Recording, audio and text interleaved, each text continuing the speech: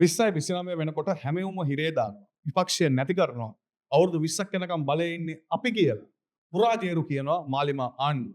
ඉතින් මේ කතාව ඇතුලේ තියෙන දේශපාලනය, මේක ඇතුලේ තියෙන ඛේදවාචකය සහ ඇත්තටම 2029 වෙනකොට විපක්ෂයක් නැති වෙයිද කියන එක තමයි අද වැඩසටහනෙන් කතා කරන්නේ.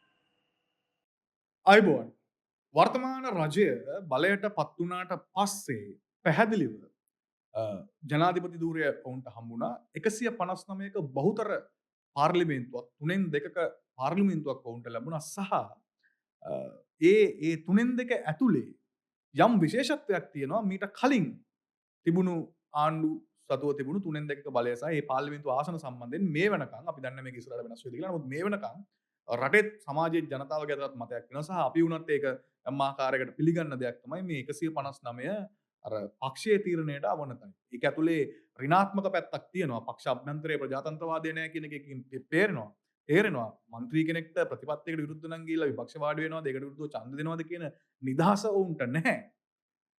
නමුත් ඒ නිසාම සැලකිය යුතු බලයක් අනුදිසානක ජනාධිපතිවරයා ඒ හරහා ඒ ප්‍රජාතන්ත්‍රවාදී විරෝධී පක්ෂ පාලනය තුලින් 159 පාර්ලිමේන්තුවේ තියෙන නිසා හදාගෙන තියෙනවා. ඒක අපි තේරුම් ගන්න ඕනේ සෙසු ජනාධිපතිවරයෙක්ට තිබුණු බලයකට වැඩිය ඔවුන් යම් ආකාරයකට ඒ හිරකිරීම හරහා බලය තමන්ගේ ග්‍රහණය තබා ගැනීමට උත්සාහ කරලා තිබෙනවා. ඉතින් පාර්ලිමේන්තුව අපි ගත්තොත් මේ පාර්ලිමේන්තුවේදී 159ක බලය ඔවුන්ට තියෙනවා.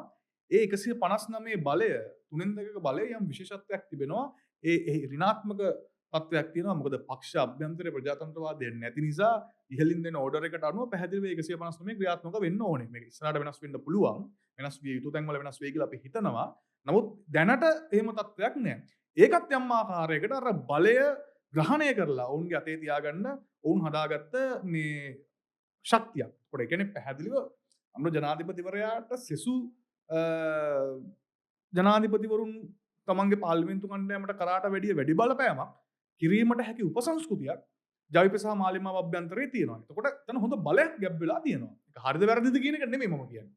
එහෙම පසුබිමක් තුල පළාත් පාලන ආයතනවල බලය තියෙද්දි අපිට රාජ්‍ය බලය ගන්න බැරි වුණා කියලා යන තැන ඇමතිවරු මන්ත්‍රීවරු රාජ්‍ය නියෝජ්‍ය ඇමතිවරු කෙඳිරි ගන්නවා.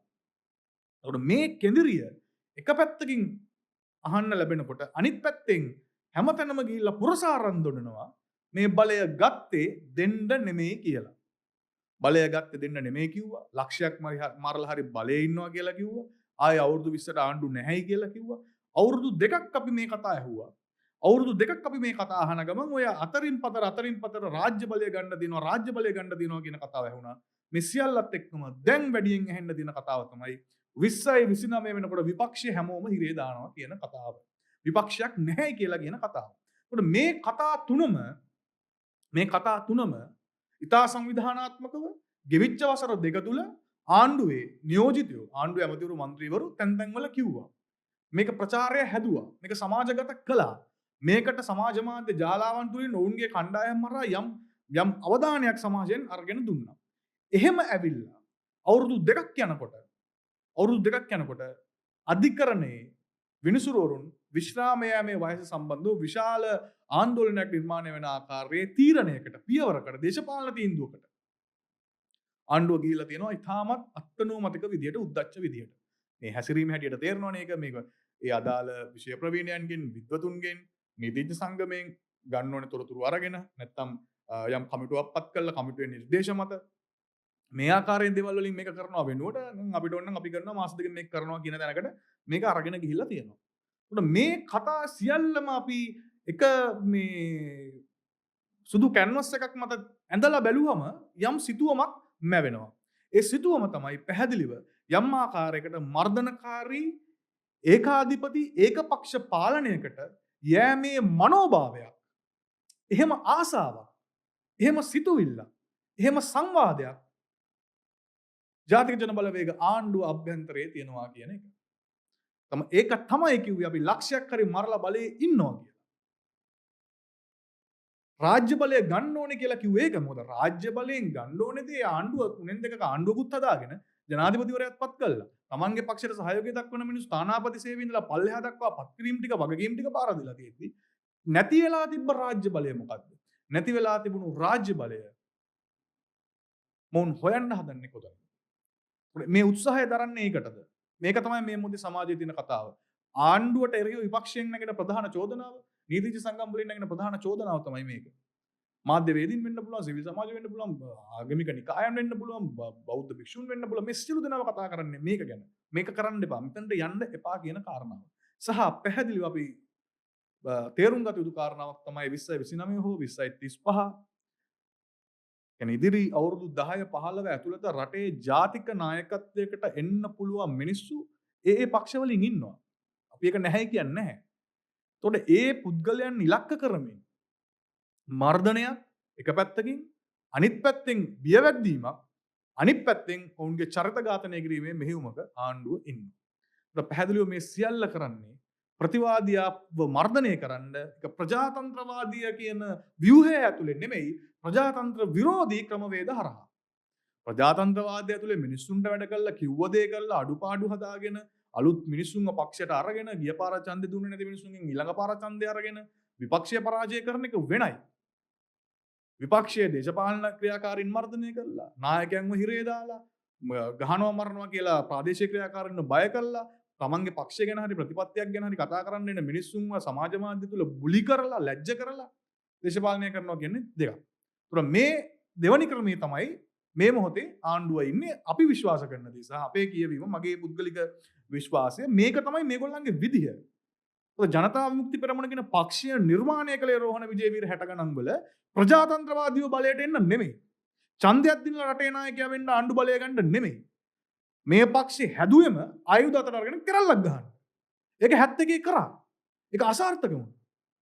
ඊට පස්සේ 88 89 මේක කරා. කෙරල්ලක් ගැහුවා.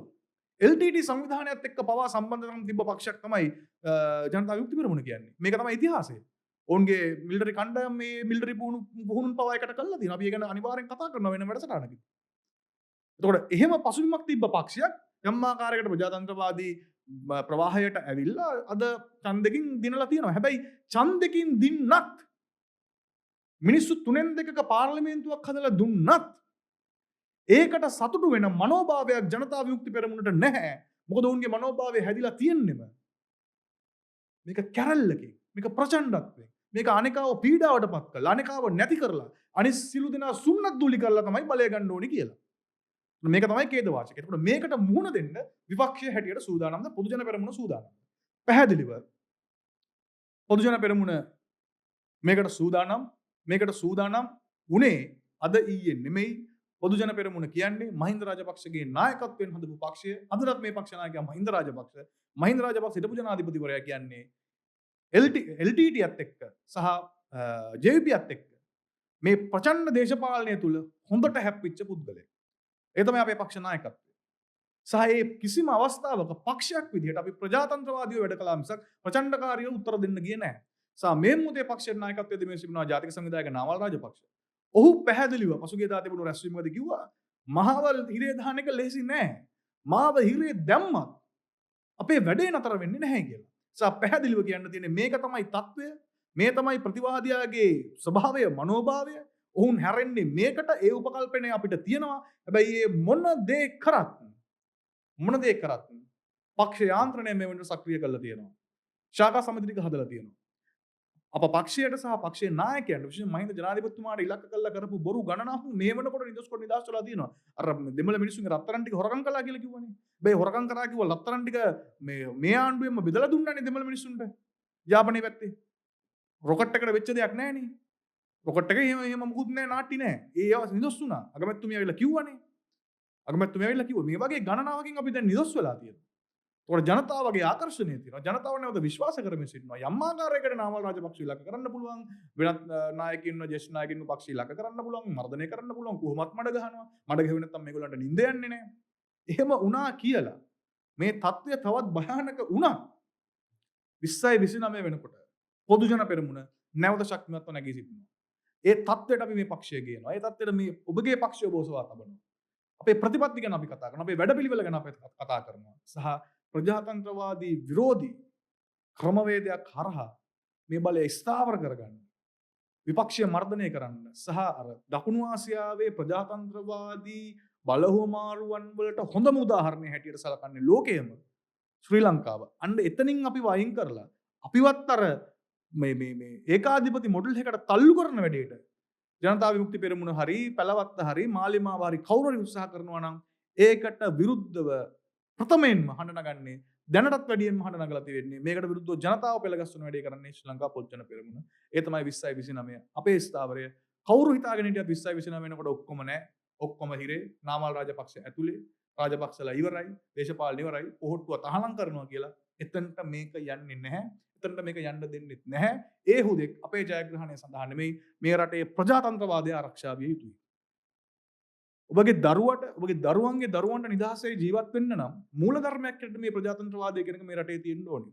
යම් පාලකෙක්ට ඕනේ විදිහට ගිහිල්ලා ගෙදර ඉන්න තරුණයෙක් අරගෙන ගිහිල්ලා මේ හමුදාවට මදව ගන්නවත්, ගෙදර ඉන්න කාන්තාවකට බලහත්කාරකම් කරන්නවත්, නැත්නම් තමන් කරන ව්‍යාපාරයෙන් මෙච්චරක් සල්ලි ඕනේ කියලා අනවශ්‍ය ප්‍රමාණයක් බදු ගන්නවත්, යම් කිසි ආකාරයකට රාජ්‍ය බලය අභාවිතා කරලා පීඩනයක් එල්ල වුණාට පස්සේ ඒකට විරුද්ධව හඬ නගන්න කියලා තැනක් නැත්නම් ඒක කතා කරනකොට නැවතත් පීඩනයක් එල්ල වෙනවා නම් තමන් විශ්වාස කරන ආර්ථික දර්ශනය, තමන් විශ්වාස කරන දේශපාලන දර්ශනය තුල ප්‍රතිපත්ති තුල පක්ෂයක් තෝරගෙන දේශපාලනය කරන්න නැත්නම්, තමන්ට දේශපාලන පක්ෂයක් අලුතෙන් හදන්න ඕන ඒකට හදන්න නිදහසක් නැත්නම්, මාධ්‍යකරණයට නිදහසක් නැත්නම්, මාධ්‍යවේදීන්ට පාලකයව ප්‍රශ්න කරන්න නිදහසක් නැත්නම්, විකල්ප දේශපාලනයක් කරන්න තරුණයෙක්ට විශ්වවිද්‍යාල ශිෂ්‍යයෙක්ට අවස්ථාවක් නැත්නම්, එහෙම රටක් මොකටද?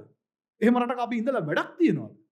ඔබ සජබේ වුණත්, ඔබ JVP වුණත්, ඔබ පොහොට්ටුවේ වුණත්, ඔබ සර්වජන බලය වුණත් ඔබට දේශපාලනය කරන්න රටක් තියෙන්න ඕනේ. ඒ රටේ දේශපාලනය කරන්න පුළුවන් පද්ධතියක් තියෙන්න ඕනේ. සිස්ටම් එකක් තියෙන්න ඕනේ. ඒකට පිළිගත්ත මූලධර්මයක් තියෙන්න ඕනේ. ඒක තමයි ප්‍රජාතන්ත්‍රවාදය. ඒක තමයි ප්‍රජාතන්ත්‍රවාදී ප්‍රවාහය.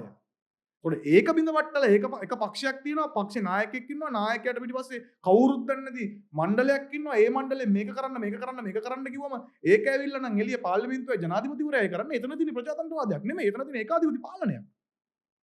ඒකාධිපති පාලනයකට යන්න නම් විපක්ෂය ඔක්කොම නැති කරන්න ඕනේ. එහෙම තමයි ඒකාධිපති පාලනය ලෝකේ නිර්මාණය වෙලා තියෙන්නේ. 2029 ඔක්කොම හිරේ කියන මනෝභාවය තියෙන එතන. ඒකට මේක විශාල අවදානමක්. මේක මේ දිශානතියෙම ගියොත් විශාල ඛේදවාචකයක්. මේ අනතුර දැනගෙන දේශපාලන පක්ෂ වලින් ඔබට ගිහිල්ලා මේ වෙනකොට නීතිඥවරු හඬ නගනවා, ආගමික නායකින් හඬ නගනවා, කලාකරුවන් හඬ නගනවා, වෘත්තීයවේදීන් හඬ නගනවා විතරක් නෙමෙයි, මෙහෙම තත්ත්වයක් ලංකාවේ නිර්මාණය වෙන්න පුළුවන් කියන එක ගැන සංවේදී වෙලා ඉන්නවා අනුර කුමාර දිසානායක ජනාධිපතිතුමාට ඡන්දෙ දෙන්න ලංකාවට ප්ලේන් අරගෙන ආපු විදේශගත ශ්‍රී ලාංකිකයෝ සහ විදේශීය සංවිධාන පවා මේ සම්බන්ධයෙන් අනුතුරු පළ කිරීම සහ මොවුන්ගේ විරෝධය ප්‍රකාශ කරලා තිබෙනවා. මේක අපි සම්පූර්ණයෙන් තේරුම් ගන්න ඕනේ. මේක මේ මට්ටමට නොගිහින් යහපත් දිශානතියට හරව ගන්න වගකීම තියෙන්නේ ඔබට, මට, මේ රටේ පුරවැසියන් හැටියට. අපි ඒ වෙනුවෙන් පෙළ ගැහෙමු. ඔබ අවසානයෙන් ඔබට මතක තබා ගන්න දෙයක් මම සඳහන් කළා එනවා. ඒ තමයි ඒකාධිපති පාලනයක් හෝ ඒකපක්ෂ ක්‍රමයක් හෝ ප්‍රජාතන්ත්‍රවාදී විරෝධී පාලනයක් නිර්මාණය වෙන්න සමහරක් විට ගත වෙන්නේ අවුරුද්දක් දෙකක්, උපරිම අවුරුදු 3-4ක් 5ක් වෙන්න පුළුවන්. එතනින් එහාට ඒ පාලනය තුලින් සිදු කරන මහා දැවැන්ත විනාශය, නිදහස කප්පාදු කිරීම, බලහත්කාරය, අනීතික පාලන ක්‍රමවේදයන් සහ අනීතික ආර්ථිකමය මැදිහත් වීම, ඒක කුටුම්බේ ආර්ථිකයට වෙන්න පුළුවන්, රටේ ආර්ථිකයට වෙන්න පුළුවන්. මෙන්න මේ දේවල් තුලින් ජනතාව පීඩාවට පත් වෙනවා. මේ පීඩාවෙන් ජනතාවට මිදලා නැවතත් ප්‍රජාතන්ත්‍රවාදී ව්‍යුහයකට රටක් ගේනවා කියන්නේ මහ කාලයක් යන වැඩක්. ඉතින් අරක අවුරුද්දෙන් දෙකකින් තුනෙන් වුණාට අරකට යනවා අවුරුදු 10ක් 15ක්. සහ ඒ වගේ නැවත හැරීම් 180කින් රටවල් ගේන තැනට කටයුතු ඉතිහාස සිද්ධ වෙලා තියෙනවා. ඒවා අධ්‍යයනය කරනකොට පැහැදිලිව තේරෙනවා කොච්චර කාලයක්, කොච්චර ආර්ථිකමය හානියක් සිද්ධ වෙනවාද විතරක් නෙවෙයි, ජීවිත කොච්චරක් කැප කරන්න වෙනවද, අහිමි වෙනවද මේ වගේ ප්‍රජාතන්ත්‍ර විරෝධී පාලන රාමුවක්, පාලන මොඩලයක් රටක නිර්මාණය වෙලා නැවත ප්‍රජාතන්ත්‍රවාදී ව්‍යුහයට ගේද්දි, ප්‍රජාතන්ත්‍රවාදී පාලනයකට ගේද්දි. ඒ නිසා ඒ අනවශ්‍ය ආතතිය රටක් හැටියට අපි ගත යුතු නැහැ. ඒක තමයි අපි විශ්වාසය. ලංකාව කියන්නේ ප්‍රජාතන්ත්‍රවාදී බලහුමාරු වෙච්ච හොඳ ලස්සන රටක්. ප්‍රජාතන්ත්‍රවාදයට හොඳ උදාහරණයක්. ඒ ගරුත්වය ලෝකයා ඉදිරියේ අපි රැකගත යුතුයි. ඒ වෙනුවෙන් අපි සටන් වැදිය යුතුයි. අපි සංවිධානය විය යුතුයි. බොහොම ස්තුතියි.